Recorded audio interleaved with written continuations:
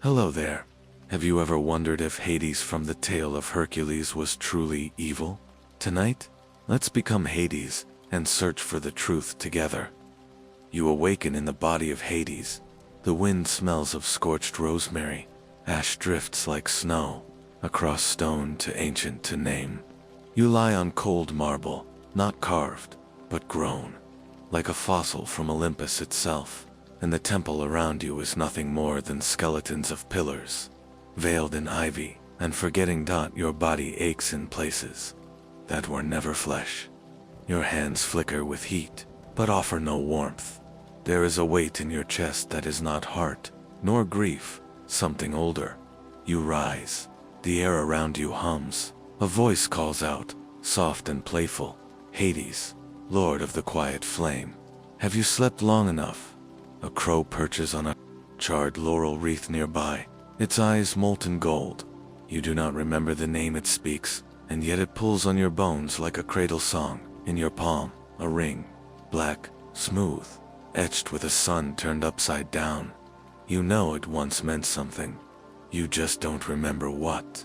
Before we begin, don't forget to like this video and subscribe to Whisper Audio, where the world's forgotten stories are gently whispered back into memory. Now, dim the lights, maybe let the breeze sway your curtains, and come drift into this untold tale with me. The ruins do not speak, but they watch. Vines have crept across the altar where once mortals knelt to beg mercy from you. Now they bloom with thorns, as if nature itself has grown bitter at your absence. Your footsteps echo in hollow rhythm. You were here, you were gone, you were forgotten. Above the sky wears no sun, only a cloud-swollen twilight, neither day nor dusk, a time misplaced. You place the ring upon your finger. Something sharp stings your skin. Blood wells up, dark as ink, but before it can fall, the ground drinks it, and the temple shifts, not by stone, but memory. You see flashes, a woman crowned with spring in her eyes, a throne carved from bones and never once sat upon, a lyre song, discordant, echoing your name. Then, silence. Your laughter dry and bitter cuts it. Ah, you murmur, voice husky as the smoke rising from your hair. Nothing says homecoming like your temple trying to eat you alive. A whisper of warmth dances through your fingertips, not flame but sarcasm. Your first gift returns to you, irony, sharper than any blade forged on Olympus. The crow hops closer. You're melting the tiles, you know. You glance down. Indeed, heat leaks through your feet, and marble turns glass beneath your step. Good, you say. It's the only thing that's looked at me with awe all day. The crow cocks its head. Do you remember why you left? You open your mouth to answer, but nothing comes. Only a flicker of an emotion you can't name. Not rage, not grief. Loneliness, perhaps, if it wore a crown. You walk to the altar. There, nestled in moss and soot, lies a dagger, short, ceremonial, with a serpent curled round its hilt. You know it, not as weapon, but key. You lift it, and the moment metal leaves stone, the air shivers.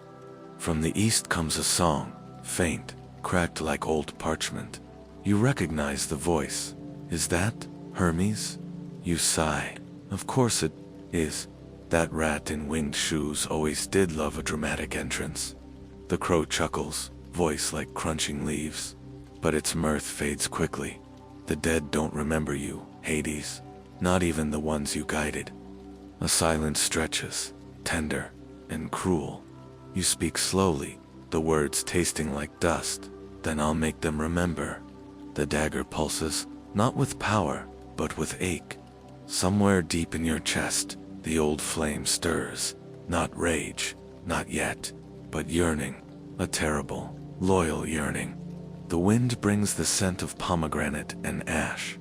You close your eyes, and somewhere, beneath the earth, or perhaps inside your soul, a door creaks open. Asterisk, the Elysian fields should be gold. That is what the old poets promised. Golden grasses, golden skies, golden souls, drifting like sunlight through dreams. But here it is different. The fields stretch before you in hush-toned hues, gray lilac fog drifting over meadows that refuse to bloom. Trees stand bare, yet breathing, like statues carved from memory. And the air tastes like dried lavender and forgotten names. You walk, alone. Each step leaves a print that glows for a moment, then fades, as if the land cannot quite remember how to hold you. You speak aloud, to the emptiness. I built this place for peace, for rest, for the gentle end. A pause. Why does it feel like a graveyard of the self? Something rustles. You spin, only to see a breeze, teasing the cloak you do not recall wearing. Midnight blue, stitched with tiny threads of silver flame. Your symbol. But symbols are for gods who are worshipped. You were never worshipped, only feared. A shape appears ahead, the first soul you've seen. She is young, or old, or something in between. Hair like pale reeds. Her eyes are open clear, but they do not recognize you. Have you seen the king? You ask. She tilts her head. Which one? Me. She stares, then smiles with pity. I don't remember you, but I remember stories. They said he vanished when we needed him most. Your mouth opens, but your voice fails. This land you shaped no longer knows your hands. She touches your cheek gently. Maybe you're just a dream trying to come home. And, just like that, she dissolves, not fades, dissolves, like a name whispered too softly. You stand there, hollowed. Then you laugh, soft, bitter, great. Outlived by the PR campaign. Suddenly, thunder. Not from sky, from earth.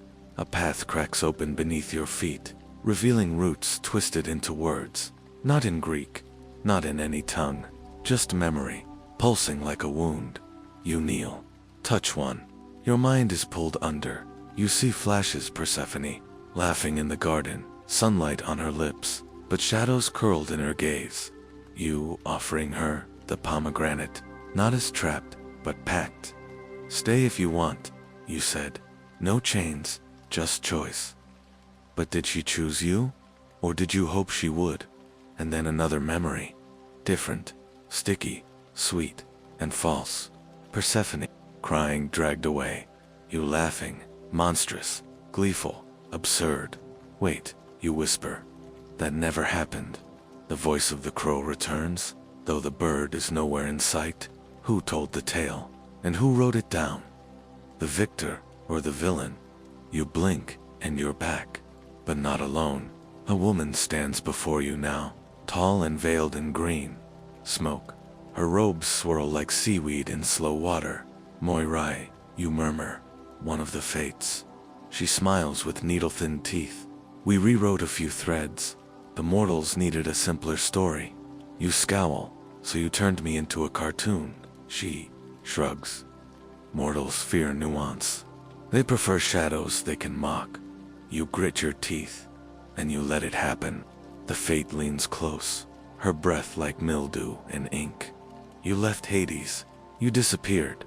So we filled the silence. You reel as if struck. Silence. That's all it takes, isn't it?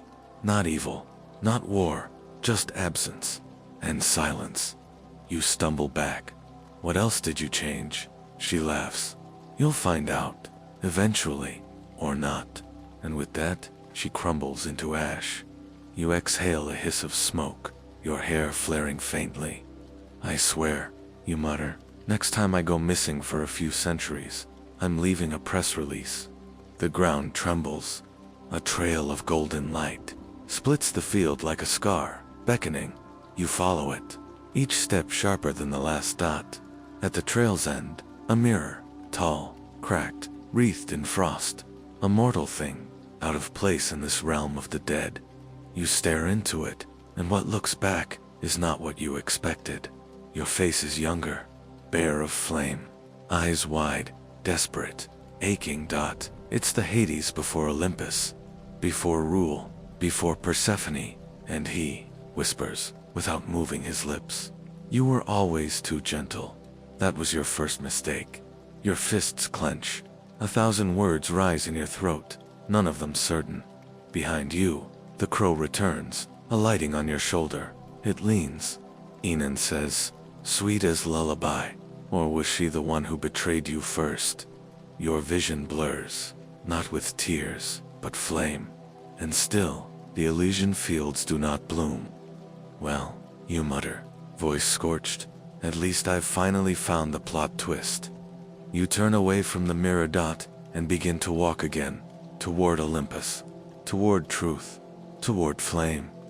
The road to Olympus was never meant for feet. It coils up the world like a serpent, made of mist and gold, always ahead, always slightly out of reach. Now, its path is cracked and cluttered with relics, discarded sandals, broken lyres, a golden goblet turned to rust. Each step you take hums with buried recognition, but it's the wrong kind. Not memory, but myth. Someone else's version of you, echoing louder than your truth. Your cloak trails behind, smoldering without ash. The crow on your shoulder whistles a tune, cheerful, off-key. You know, it chirps. Most people leave Olympus in disgrace. You're the first fool trying to climb back up. You sigh. Yes, well, I've never been particularly aware. The mountain groans beneath your weight.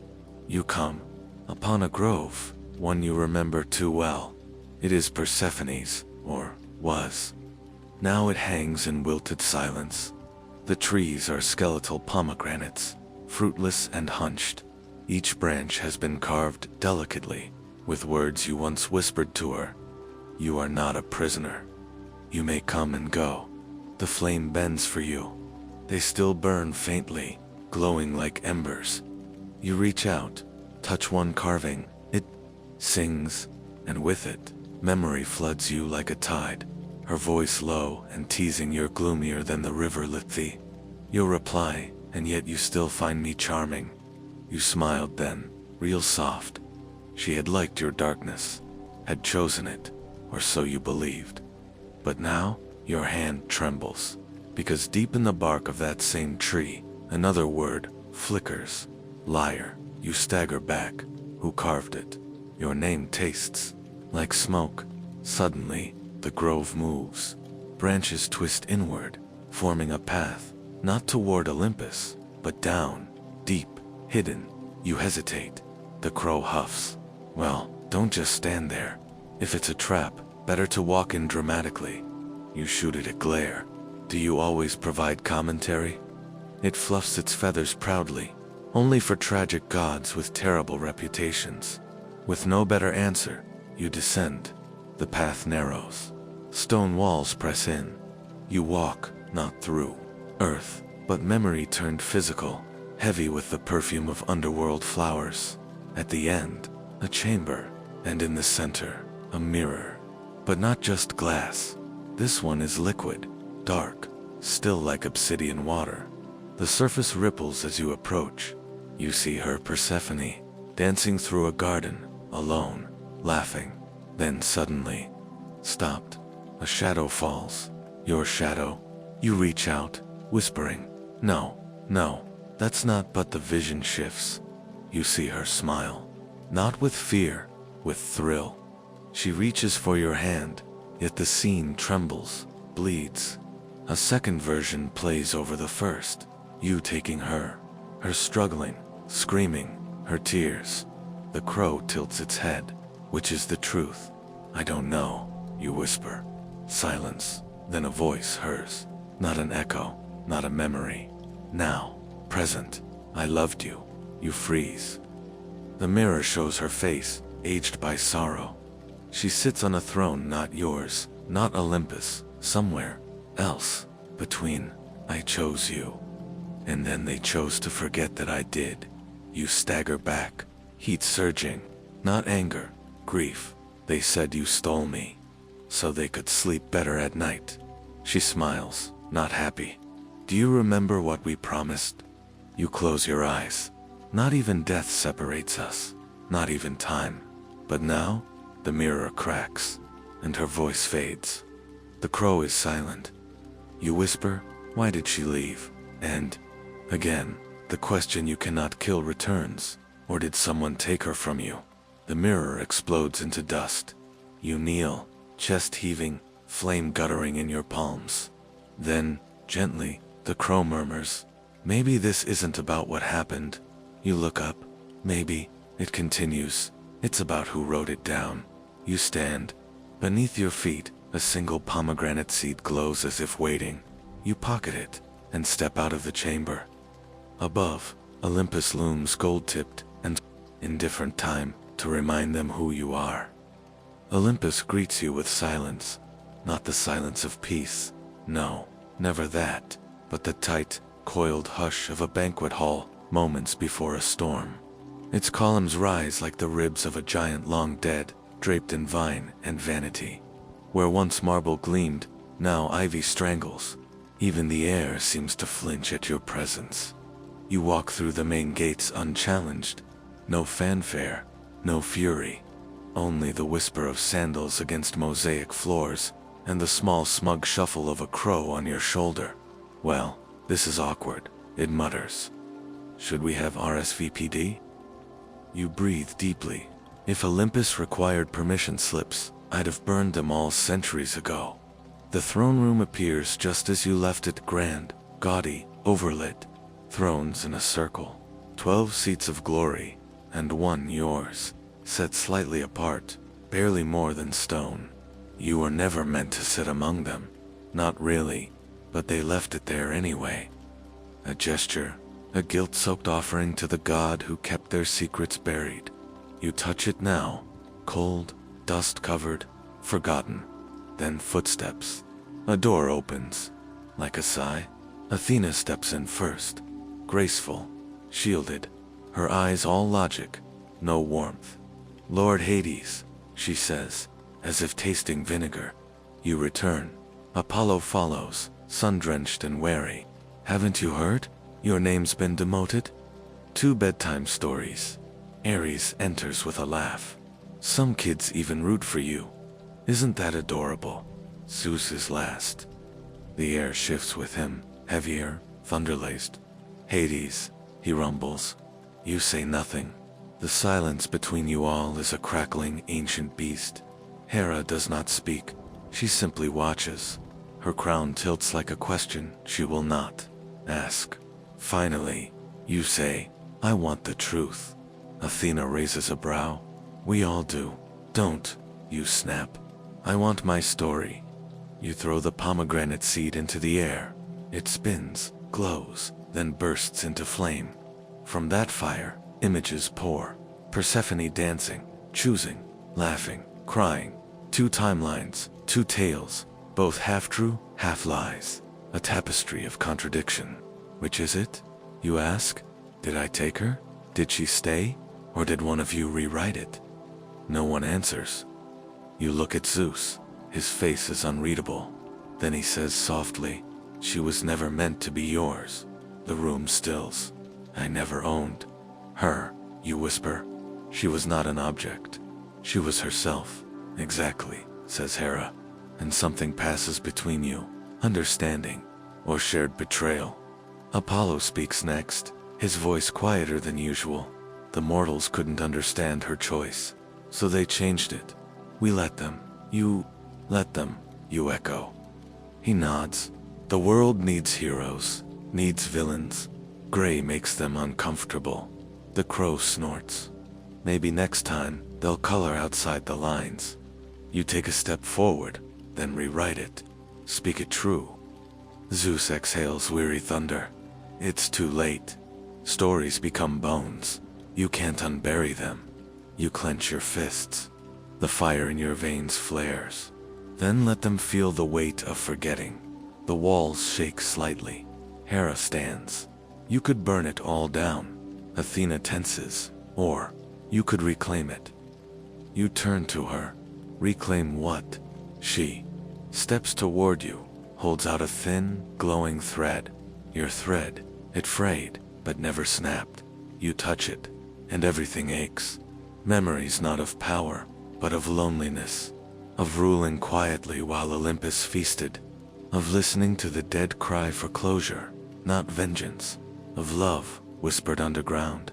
You breathe, the thread steadies, then another voice, a presence, neither loud nor visible, Persephone, only her scent blooming deep within your senses. Hyacinth, grave dust, spring rain. She's not here, says Athena, but she will be, you reply, because something inside you stirs. Hope not. The mortal kind, the older kind, brittle and burning. You walk past them all, to the center of the hall.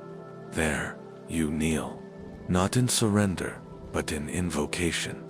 You whisper her name, not once, not twice, but 3 times, like an old ritual, and the shadows ripple. She appears slowly, like the bloom of dusk, not the girl from before, not the queen they feared, but something else.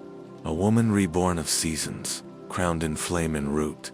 Persephone, your Persephone, or, not yours, simply Persephone. She looks at you, then the others. I remember, she says. Her voice is soft, but the marble beneath her cracks with the weight of it. I chose him. Then you told the world I was stolen. No one speaks. She raises her arms. Petals burst from her hands, then scatter like ash. This place forgot me, but I did not forget myself. She turns to you. You came back. You smile. I had to. A pause. Then, lightly. Also, the crow wouldn't shut up about it. The bird preens. You're welcome. Persephone steps beside you. You do not take her hand. You do not assume. But she takes yours. Together, you rise. The gods fall silent, because the dead do not always stay buried, and neither do truths. The sky breaks. Not with thunder, but with silence too wide to hold. Olympus, once the jewel of divine order, now trembles under something older than power, truth left too long unspoken. You stand beside Persephone. Her fingers are warm, not because of spring, not because of sun, but because she chose warmth, again, in a world that had turned her cold. No crown on her head, no chains at her feet, only the soft rustle of her skirt made of moss and dusk, and the last breath of winter. The other gods begin to fade, retreating like statues into fog, not vanquished, not changed, just irrelevant. You walk with her through the halls of Olympus, and it feels like wandering through your own ghost. Mosaics of battles you never fought, statues of heroes who never bled. Persephone's voice cuts softly. They built this place on silence. You nod, and called it harmony. Whimsical joke number 1, the crow mutters. Should have hired a better interior decorator. All marble, no heart. But you aren't here for vengeance. No. You are here to reclaim the forgotten. A corridor appears, one you never noticed, though your bones know its shape. It smells of rain and burned parchment. Persephone leads. You follow. At the end of the hall, a door, and behind it, a chamber of spinning threads, the Moire's old loom room. You inhale sharply. Every life, every tale, spun here in glimmering gold and shadowy silver. You reach out, find your thread black, laced with flame and shadow, but it's frayed, mended, tangled with another, hers. Persephone's thread runs through yours, looping softly, firmly, and then vanishing beyond reach. Why show me this? You ask. She doesn't answer. Instead, she places something in your palm, a key, wrought from bone and ivy, humming with memory. What does it unlock? You whisper. She answers. The part of yourself you buried too deep. Your hand closes around the key. You know where it leads. Not to the underworld, not to Olympus, but somewhere between. You descend, not down a path through yourself. Flame unwinds from your ankles. Memories press from every corner. Your first steps as a god, hidden while Zeus took the sky. The sound of the river Styx weeping at night. Persephone's laughter echoing like wind chimes over bone. Each step burns. Each step frees. Finally, you arrive. the Hall of Forgotten Names. It isn't on any map. It isn't sung in any hymn. But here, the story's untold, the truths edited out, the love recast as sin, all echo from the walls. You press the key into the door. It opens without a sound. Inside, the room holds only one thing, a book, bound in shadow, sealed in silence. On its cover, your name, not Hades, not Lord of the Dead, just you. You open it. Inside, the pages are blank, but not for long. Your fingers hover, then begin to write, not with ink, but with memory. You write, I did not steal her. She walked beside me when no one else dared. They called me villain, but I only kept their ghosts company. Each word burns and binds. Persephone steps closer. She places her palm over yours. Together you write the chapter they erased. Not as a correction, but as a reclaiming. And with each word, the chamber brightens, until even the shadows seem to sigh. You close the book. It does not lock. It does not vanish. It waits open for those who might come seeking truth. Even gods, even mortals, even you. Back above, Olympus still flickers. But you no longer feel tethered to its gold and judgment. You walk through its gates with Persephone at your side. Not triumphant, not vengeful, just real. The crow, ever dramatic, lets out a yawning sigh.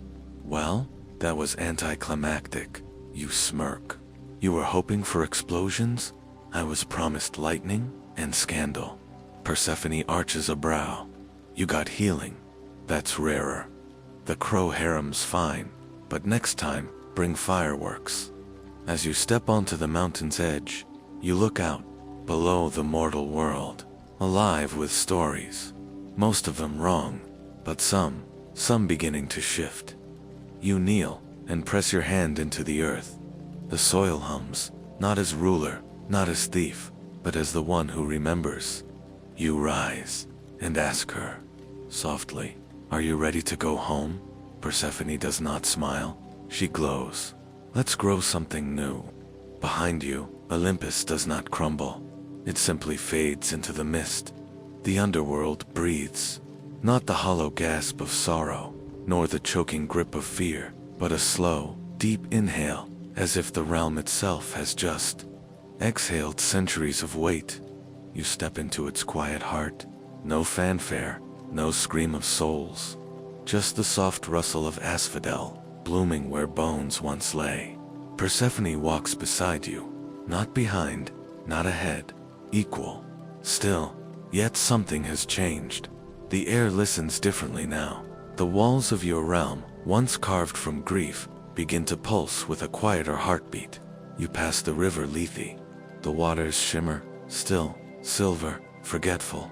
Persephone kneels, brushing her fingers across its surface. Do you ever wish to forget? She asks. You hesitate. Only what never belonged to me. The crow lands nearby. I'd like to forget every love poem you ever tried to write. You smirk. That was one time. 57 scrolls, Hades, and one haiku about her ankles. Persephone laughs, low and warm. It was a good haiku. You smile, because you remember the night you wrote it. When words failed and silence spoke, you walked deeper, through the hall of echoes, where every soul once cried your name in fear, in prayer, in longing. But now they whisper, and some even hum. You reach the gate of endings. Its obsidian arch has not opened in 100 years, not since Persephone's last departure. This time, she opens it. Inside, a garden. It had wilted, but now it thrives. Pomegranates hang heavy, vines curl skyward, mushrooms bloom in the dark like stars. You stop at the center, a stone table, cracked, familiar. This is where she first chose to stay. She runs her hand along it. I was afraid, she says. You nod. So was I. I thought love had to be earned. You whisper. I thought I wasn't worthy of it. A pause. Then her fingers find yours again. You were never the villain, she says. Maybe not, you murmur, but I played the part well. The crow squawks, don't forget the cape. Every villain needs a cape. You turn to the garden wall, overgrown with ivy and flame thistle. There, carved in old stone, let no one define you by the stories they fear. You don't remember writing it, but it feels like something you might have on a lonely night, waiting for spring. Persephone steps into the garden center. The vines bend toward her. The soil shifts gently under her feet. And suddenly, with no ceremony at all, she begins to sing.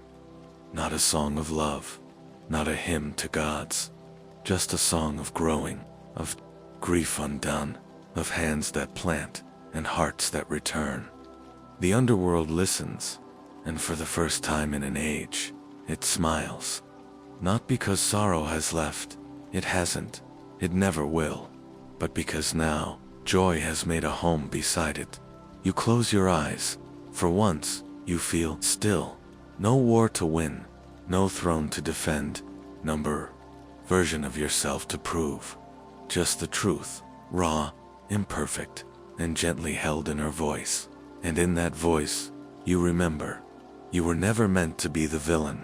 You were the one who stayed behind to gather what others left broken, the keeper of names, the mourner of stories, the flame that never sought the sky, only warmth, the guardian of choice, of her choice.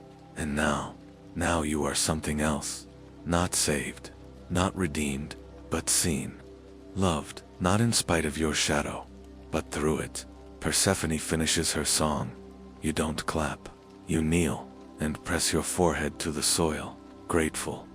Behind you, the crow clears its throat. Well, I've heard worse duets. Persephone smiles at the bird. We weren't singing for applause. It flutters onto her shoulder. Pity, I was ready to throw flowers. And in that soft absurdity, something settles. You rise, walk to the edge of the garden. Below, the river glows, the dead sleep, the living dream. And above, far above mortal hearts, still tremble at your name. Let them. You will not rewrite it. You will simply live it, as it always was. And maybe, someday, they'll remember not what they were told, but what they'd feel. When stories bloom like dusk in a garden beneath the world. When spring returns, not because it must, but because she chooses to. You take Persephone's hand, and together, you sit among the vines. No thrones, no crowns, only roots, and skies as peace. So now you rest, not in triumph, nor tragedy, but in the hush that follows a storm, long weathered. The tale has unfurled, its edges curled like old scrolls, soft with use, warm with truth. You have wandered through fire, silence, longing, and bloom, not to reach an ending, but to remember what was always waiting. A place where villains are mourned, not hated, where names are reclaimed, where love is not loud, but steady. The garden sleeps now, cradled beneath the weight of centuries and stars. You can still feel Persephone's song in the roots. Still taste the sweetness of that one remembered seed. You were never cruel, only quiet, only kept from the sun, but no longer. You've rewritten nothing. You've spoken softly what was buried. And somehow, the world bends gently around it, like petals toward warmth. Let the truth drift like fog. Let it whisper through forgotten halls. Let it reach the children who still fear the dark, and show them the dark can be kind. Now it's time to let go, to rest, to drift. There is no villain here, only a name, and a shadow, and a story finally heard.